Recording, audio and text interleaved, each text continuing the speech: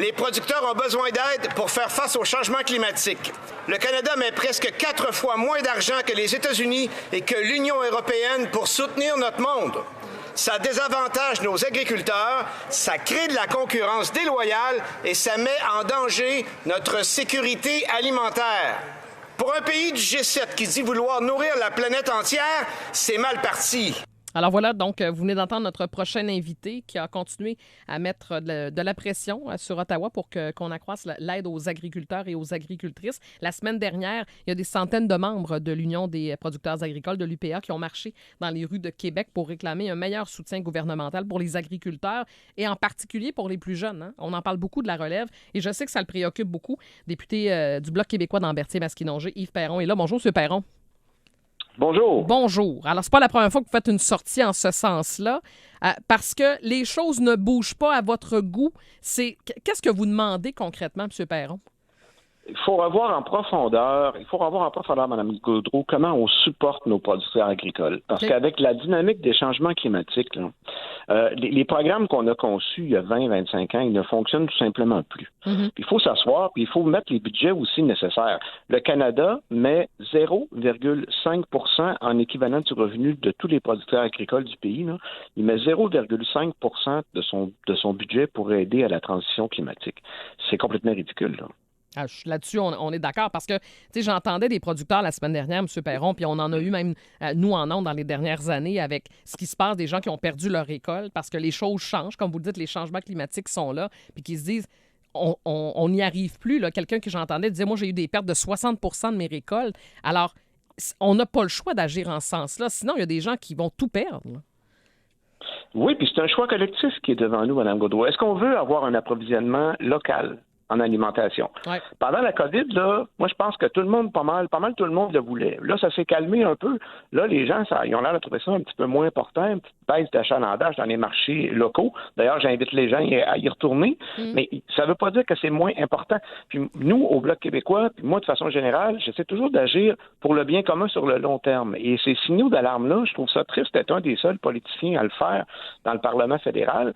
C'est qu'il faut revoir ça en urgence. Là. Puis j'ai demandé d'ailleurs qu'on fasse une étude particulièrement là-dessus au Comité permanent de l'agriculture et de l'agroalimentaire qui devrait débuter là, au début de la session de 2024. Est-ce que c'est réaliste de la part des producteurs, notamment ceux de la relève, de demander, parce que, tu sais, il y en a qui disent on a besoin de liquidité parce que la hausse des coûts, bon, ils le vivent eux aussi, un peu comme les programmes offerts en pandémie là, pour les commerçants, les restaurateurs. Est-ce que ça, c'est réaliste, M. Perron?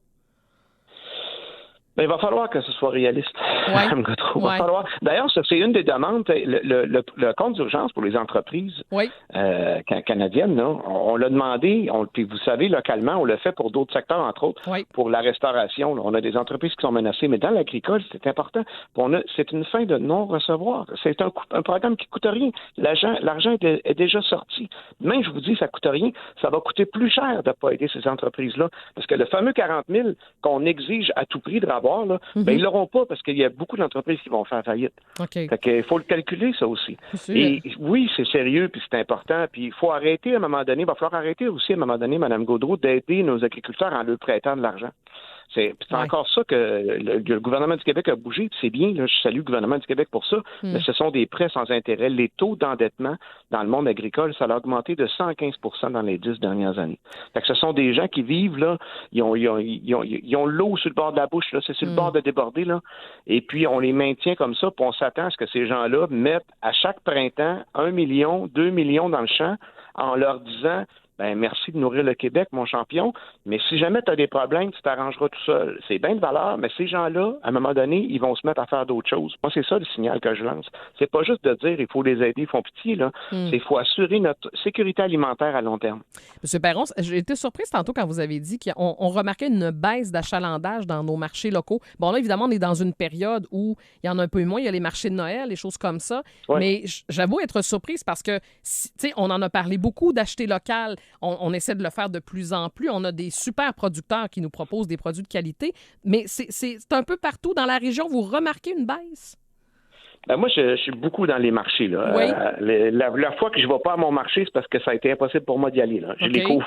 Ouais. Je les couvre vraiment beaucoup. Et pendant l'été, les marchés alimentaires, les gens me disaient qu'il y avait un petit peu moins d'achalandage. C'est pas dramatique, ça fonctionne encore. Mais c'est moins que l'année précédente. Ouais. Et moi, je profite d'avoir les ondes, là, puis de parler à la population. Les marchés de Noël aussi, là, les gens me disaient, on a moins de gens que les autres années. Puis c'est normal. Tout le monde le comprend, Mme Gaudreau. Là.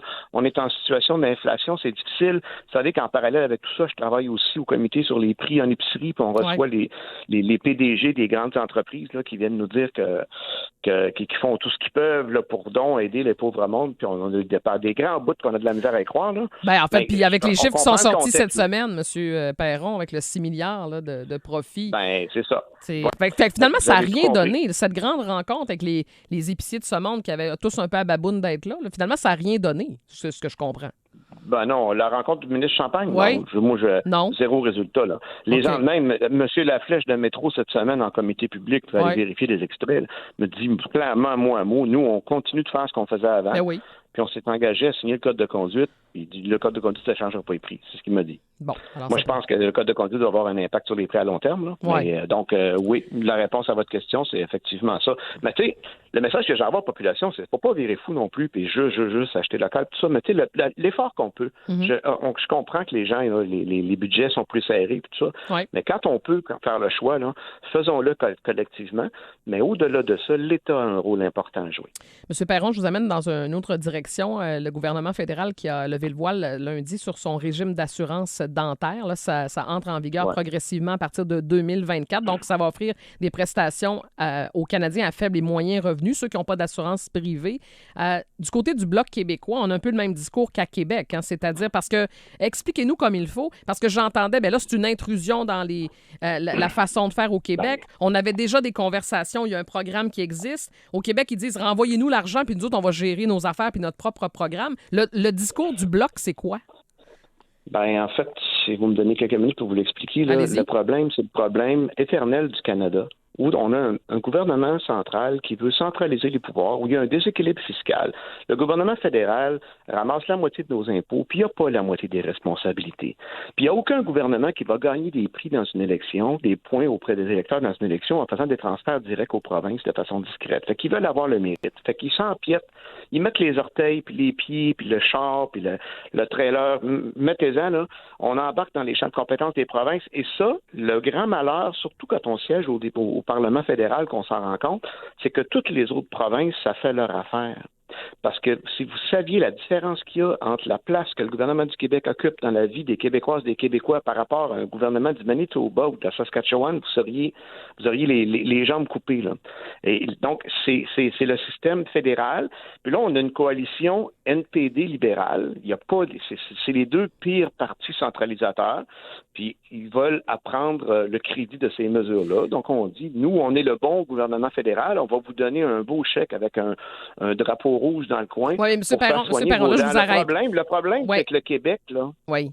Ben, parce que là, c'est le politicien qui me répond, là. Mais là, je veux Yves Perron, parce que le monde... C'est l'introduction importante. Non, oui, mais c'est parce que votre introduction est longue un peu. Okay, on se ramène un peu en... OK, je vais juste compléter. C'est parce que... Oui, je comprends, mais c'est parce que où je veux aller... M. Perron, laissez-moi terminer. Où je veux aller, c'est que pour les gens qui nous écoutent, qui se disent, ben moi, j'en ai pas d'assurance, c'est une bonne nouvelle, je suis content de ça, vous leur dites quoi?